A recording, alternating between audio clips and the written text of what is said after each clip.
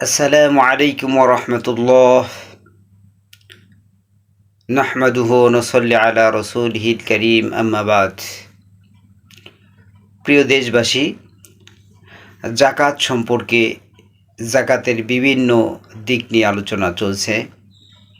আজ আমি আপনাদের সম্মুখে আলোচনা করব, আপনার একটি বাড়ি আছে এবং একটি গাড়ি আছে, এটার কিভাবে যাকাতের হিসাব করবেন। যদি বাড়িটি আপনি নিজেই ব্যবহার করেন, ভাড়া দেন না, এবং গাড়িটি আপনি নিজেই ব্যবহার করেন, এটাও কোনো ব্যবসায়িক কাজে ব্যবহৃত করেন না, তাহলে এটার উপরে যাকাত আসবে না। আর যদি আপনি বাড়িতে একটি ফ্ল্যাটে থেকে আর আর ফ্ল্যাটগুলি ভাড়া দিয়ে থাকেন, তাহলে এবং তাহলে এই ভাড়ার টাকা যদি 52.5 তোলা রূপার সমপরিমাণ টাকা হয় বা এর অতিরিক্ত হয়, তাহলে সেটা যাকাত আসবে।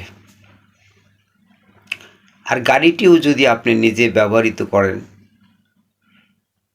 ব্যবহার করেন, অন্য কোনো ব্যবসায়িক কাজে না লাগান, তাহলে এটির কোনো যাকাত আসবে না। তবে যদি আপনি নিজেও ব্যবহার করেন, আবার ব্যবসায়িক কাজেও লাগান, ভাড়ায় চালান, উবার পাঠাও, বিভিন্ন রকম ভাবে আপনি কিছু ইনকামের চেষ্টা করেন, তাহলে ওই গাড়ি এবং বাড়ি ভাড়ার টাকা উভয়টা একত্র করে যদি মালিকের নিসাব পরিমাণ টাকা হয়, অর্থাৎ আপনার 52.5 তোলার সমপরিমাণ টাকা হয় বা তার বেশি হয়, তাহলে সব ভাড়া এবং গাড়ির ইনকাম একত্র করলে যে টাকা হয়, অন্য অন্য ব্যবসায়িক টাকা সব মিলিয়ে যা আসবে সেটার উপর যাকাত হবে। যেমন আপনার ভাড়া আসলো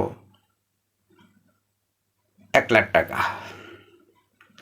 গাড়ির থেকে আপনার ইনকাম হলো 3,00,000 টাকা বাৎসরিক।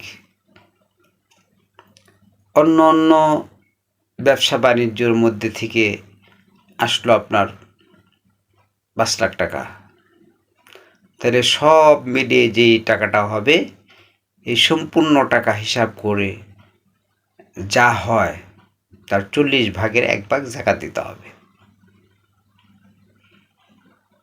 সুন্দরভাবে হিসাব করে আমরা যাকাত দিয়ে দেব, তাহলে ইনশাআল্লাহ আল্লাহ পাক খুশি হবেন যে আমার বান্দা আমার শারীরিক ইবাদত, নামাজ, রোজা, তারাবি নামাজ, তাহাজ্জুদ নামাজ, জিকির আজকার, আমল ইবাদত এগুলিও করতেছে, আবার আমার বান্দা আমার হুকুম মোতাবেক তার কষ্টে অর্জিত টাকা পয়সা আমার রাস্তায় দান করতেছে, যাকাত দিতেছে,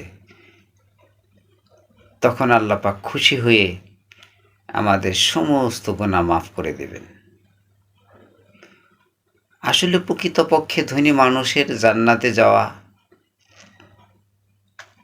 যদিও সহজ হয়, কিন্তু এই যাকাত সঠিকভাবে না দেওয়ার কারণেই, হালালভাবে ইনকাম, সঠিক ব্যয় এবং যাকাত না দেওয়ার কারণেই ধনী মানুষের জান্নাতে যাওয়া খুবই কঠিন হয়ে যাবে। এই জন্য সাবধান। আল্লাহ পাক যাদেরকে সম্পদ দান করেছেন, যাকাতের মধ্যে কোনো প্রকার কার্পণ্য করা যাবে না, পরিপূর্ণ যাকাত আদায় করতে হবে। ঠান্ডা মাথায় চিন্তা ভাবনা করে নিজের যা আসল, আল্লাহ পাক যা সম্পদ দিয়েছেন, সেখান থেকে আপনি আল্লাহর রাস্তায় ব্যয় করে আল্লাহর সন্তুষ্টি হাসিল করে আল্লাহর কাছে যাওয়ার চেষ্টা করুন। পাক আমাদের সবাইকে সঠিক মালের হিসাব করে সঠিকভাবে যাকাত আদায় করার তৌফিক দান করুন। আমিন।